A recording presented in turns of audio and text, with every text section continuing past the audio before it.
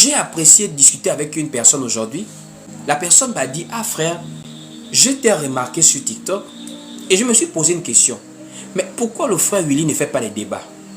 Depuis qu'il y a cette vague de débats partout, même dans ton pays, un peu partout, les kémites, les panafricanistes, les traditionalistes contre les hommes d'église, pourquoi toi tu ne fais pas les débats?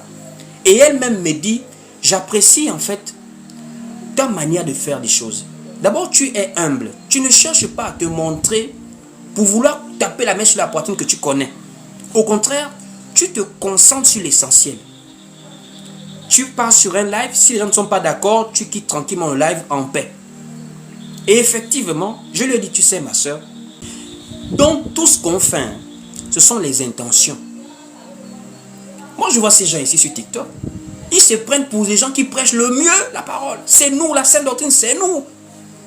Et pourtant je suis là, malgré que des gens apprécient mes enseignements, je n'ai jamais monopolisé l'appartenance de la doctrine. C'est même pas pour moi. Je ne suis qu'un instrument. La doctrine appartient au Seigneur. Mais il y a des gens là qui sont là, c'est moi, c'est moi, c'est moi. Et quand il va discuter avec les gens, c'est pas dans le but d'éclairer le peuple, c'est dans le but de montrer que c'est lui qui connaît tout. Voici pourquoi ce sont les intentions d'abord. En fait, je ne comprends pas. Je ne comprends pas. Comment nous, la parole nous dit, faites de toutes les nations des disciples. C'est la première mission de quelqu'un. Ce n'est pas venir chercher les abonnés. Ce n'est pas de venir chercher une gloire. C'est de faire de quelqu'un un disciple. 2. Les débats que nous voyons dans les Écritures, c'était des débats de se faire comprendre. Des débats de discussion où la vérité doit ressortir. Dans Actes chapitre 15, la discussion était un débat parce que les Juifs voulaient ramener des choses de la loi et Paul voulait éclairer. Voici pourquoi entre eux, ils ont amené l'affaire à Jérusalem pour que ça soit éclairci sur la base de la parole, des Saintes Écritures. Alors comment toi, qui prétends faire des nations des disciples, tu vas faire débat avec un musulman? Quelqu'un qui ne croit pas en la Bible. Quelqu'un qui ne croit pas que Jésus, que c'est la parole faite chair. Toi, tu vas faire débat avec lui. Je me pose la question, tu veux le convaincre sur quelle base? Sur le livre même que tu utilises, c'est un livre qu'il met en doute. C'est pas que débat. Moi, je vais chercher. Et ce qui m'étonne, c'est que c'est toi, l'envoyé de Dieu.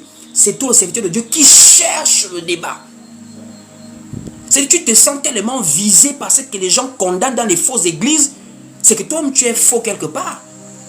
Je ne peux pas me sentir visé parce qu'on attaque le système des églises aujourd'hui. Moi-même, je condamne cela. Ils sont faux pour la majorité. Les faux pasteurs, des escrocs, des gens qui n'enseignent pas la parole de Dieu.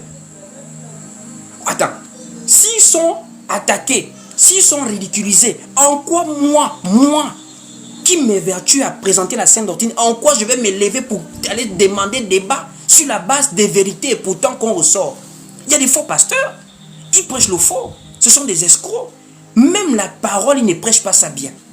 Voici pourquoi la majorité sont ridiculisés sur des plateaux de télé parce qu'ils ne connaissent pas ce qu'ils prêchent eux-mêmes. Je vais me lever vraiment pour aller chercher le débat, pour aller me glorifier, pour monter les abonnés, pour montrer que c'est moi qui connais. Ça montre que les gens n'ont plus l'éthique même dans la prédication de la parole. Quelqu'un a pris quelques années avec d'autres personnes qui lui ont enseigné. Et lui-même encore avec quelques petites recherches, il monopolise toute une doctrine pour dire c'est lui. Et il part partout pour faire des débats avec ça. C'est gravissime. Voici pourquoi je ne fais pas des débats. C'est différent si quelqu'un vient me dire, frère Willy, ce que tu prêches est faux. Prenons la Bible. Non, frères et sœurs, sur la base de la Bible, avec toute humilité quand même, on va vraiment parler. Mais quelqu'un me dit la Bible c'est un livre, c'est un faux livre, vous avez copié des autres peuples. Ça c'est sa position. Je ne peux même pas d'abord débattre avec quelqu'un qui met déjà en cause mon appui. Mon appui. Moi je m'appuie sur des écritures bibliques. Tu ne crois pas en cela. Toi et moi on s'assoit comment? Si tu dis que bon, je ne crois pas en la Bible, mais je vais te montrer avec ta propre Bible que tu es faux. Ah là ça va être différent. Là la discussion va être différente. Tu veux ouvrir la Bible pour me montrer que je suis faux. Là, ça va être différent. Mais tu me dis que la Bible est fausse. C'est un faux livre. Jésus n'a pas existé. Moi, je vais arriver au niveau de débattre. Mais il y a des gens qui n'ont plus d'éthique. Ils cherchent à se vanter, l'orgueil, la recherche des abonnés et beaucoup de choses. Donc ça montre en réalité que des gens vivent dans le désordre. Voici pourquoi beaucoup de personnes aujourd'hui ne reflètent plus les apôtres dans leur modèle de vie. Ils font tout pour avoir juste un peu la connaissance. Connaissance sans morale, connaissance sans éthique, connaissance sans discipline. Les gens ne sont plus réglés dans leur conduite sous prétexte qu'ils prient Jésus. Des clashs sur TikTok, des invectives à gauche, à droite. Des gens qui se lancent des débats, des gens qui se lancent des invectives. Le plus important, même quand on s'assoit pour discuter avec des gens, c'est pour pouvoir se faire comprendre. Voici pourquoi je suis étonné, même des gaillards dans la foi, des papas qu'on suivait à une époque quand on était plus jeune, vont même lancer des débats, des papas. Mais Paul, dans Acte 19, Paul n'a pas forcé lorsqu'il y avait des gens qui ne croyaient pas à ce qu'il faisait. La Bible nous dit Paul a séparé les disciples. Et il a pris quelques-uns, il leur a enseigné la parole dans l'école d'un nommé Tyrannus. Paul séparait les disciples. Ça veut dire quoi? Quelqu'un, tu ne crois pas en ce que j'ai fait. Tu crois en quelqu'un d'autre. Tu quittes le live, tu vas t'édifier là-bas. Ceux qui croient en ce que je fais ici, là, on reste à s'édifier. Point barre.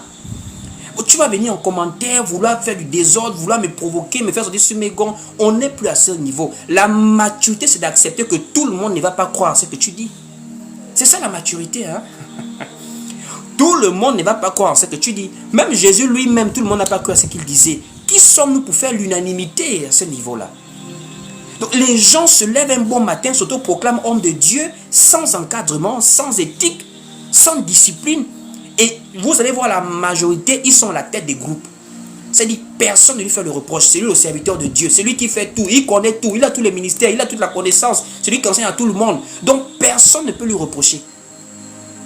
Même par rapport à sa vie personnelle, personne ne peut venir pour dire, ah frère, mais je ne comprends pas, voilà ce que tu as fait. Est-ce que tu peux m'expliquer? Jamais, il ne faut pas faire ça. Les gens vivent dans le désordre.